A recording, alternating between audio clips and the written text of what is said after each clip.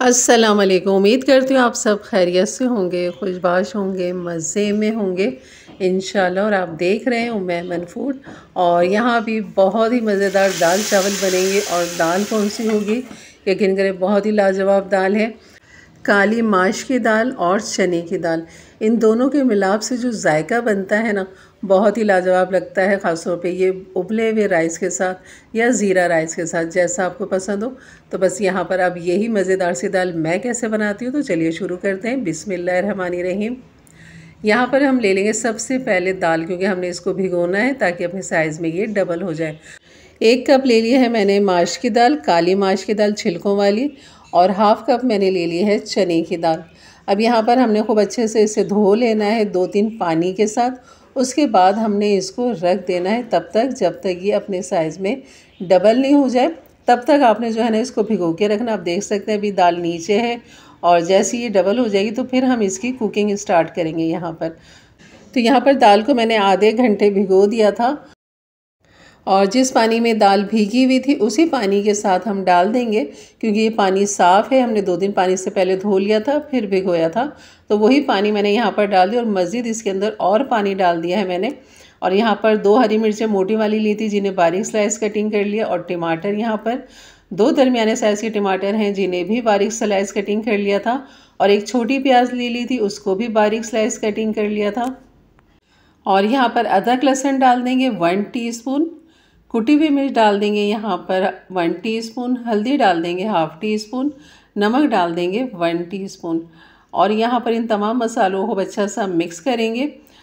दाल में तकरीबन मैंने 3 से 3.5 गिलास पानी डाला होगा इसमें।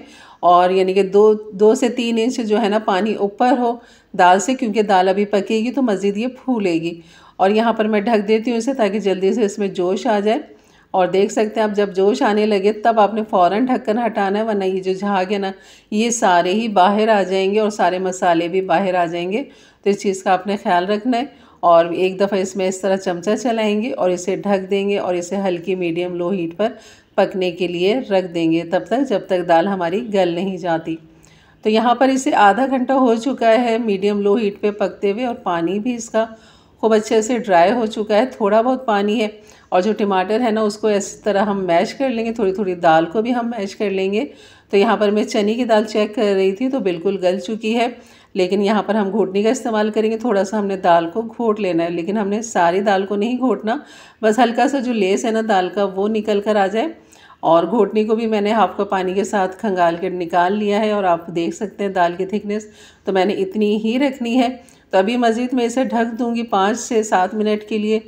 बिल्कुल दम वाली आंच पे मैं इसको रख दूँगी ढक के। और यहाँ पर इसका एक गरम मसाला होता है, यानी कि दाल का मसाला, वो मैं यहाँ पर बनाना आपको सिखाती हूँ।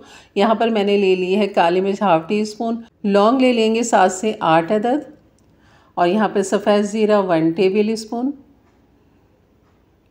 और यहाँ पर ये बड़ी इलायची है 1 अदद ले लेंगे,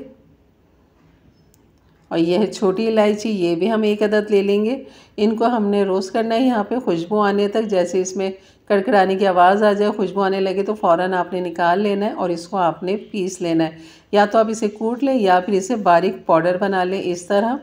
तो ये मैंने पाउडर बना लिया है। ये हो गया है दाल का मसाला। आप इसकी क्वांटिटी बढ़ा के बहुत सारा भी दाल का मसाला बना के और उस बोतल पे लिख के लगा देंगे दाल का मसाला, और हर दाल में ये आप डाल सकते हैं। और इस माश की दाल के साथ जो है ना, बहुत ही लाजवाब लगता है ये इसका मसाला। तो ये दाल वाला मसाला मैंने डाल दिया है, तकरीबन 1 टीस्पून के बराबर मैंने डाला है इसके अंदर। और बस अब इसको अच्छा सा यहाँ पर करेंगे मिक्स। और थोड़ा सा इसके अंदर जो है ना, मैं हरा धनिया भी डाल दूँगी, और इससे फ्लेवर बहुत ही अच्छा आता है दाल का। तो इसे भी हम अच्छे से मिक्स कर लेंगे यहाँ पर। और यहाँ पर जो है अच्छा सा मिक्स करने के बाद जो है ना, आपने फिर इसको ढक देना है। और इसको जो है ना, अब हम ढक देंगे, क्योंकि ये दाल हमारी हो चुकी है तैयार। अब इसका तड़का तैयार करना है यहाँ पर। तो यहाँ पर मैं घी से इसका तड़का बनाऊंगी, क्योंकि घी से ही बहुत अच्छा फ्लेवर आता है दाल का, और इससे ही तड़का अच्छा लगता है। लेकिन आप कुकिंग ऑयल इस्तेमाल करना चाहें तो वो भी कर सकते हैं। तो यहाँ पर ले लिए मैंने साबुत मिर्चें 6 अदद, और एक मीडियम साइज़ की प्याज थी जिसे बारीक स्लाइस कटिंग कर लिया था, वो हमने डाल दिया है यहाँ पर। और इसे खूब अच्छा सा हमने फ्राई करना है गोल्डन होने तक। जैसी प्याज हमारी गोल्डन हो जाएगी, उसके बाद जो है ना, फिर हम इसका बेहतरीन सा ये तड़का लगा देंगे। और घी के साथ एक सोंधापन आता है, खुशबू आती है, तो इसलिए घी का तड़का बहुत ही अच्छा लगता है। लेकिन आप ऑयल के साथ भी इसका तड़का बना सकते हैं जैसा आपको पसंद हो। तो बस यहाँ पर मैंने चूल्हा बंद किया हुआ था दाल का, और दाल हमारी रेडी तैयार है। बस ये हो गया इसका बेहतरीन सा तड़का। और यहाँ हमारे फ्राई पैन में अभी थोड़ा सा तड़का लगा हुआ ही होता है, कहीं ना कहीं प्याज चिपकी हुई होती है, तो इसलिए एक दफ़ा और आपने इसे थोड़ी सी दाल उठानी है और इस तरह फ्राई पैन में डालेंगे ना, तो ये हो गया इसका डबल तड़का।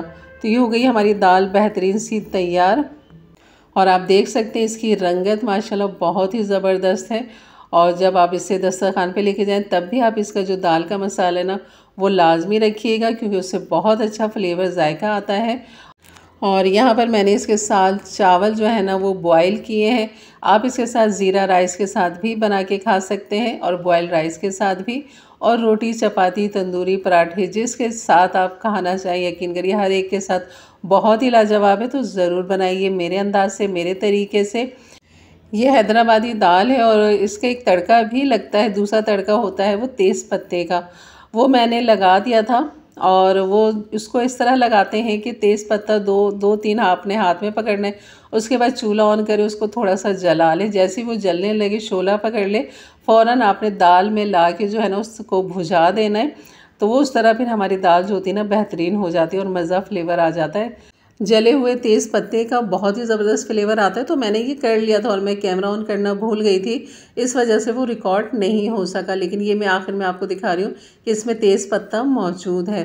तो ये थी मेरी आज की रेसिपी। अच्छी लगी तो लाइक कर दीजिएगा, जाते जाते मेरे चैनल को ज़रूर सब्सक्राइब करके जाइएगा, बेल के बटन को क्लिक कर लें, ऑल के बटन को प्रेस कर लें, ताकि मेरी वीडियो की नोटिफिकेशन हमेशा आपको सबसे पहले मिले।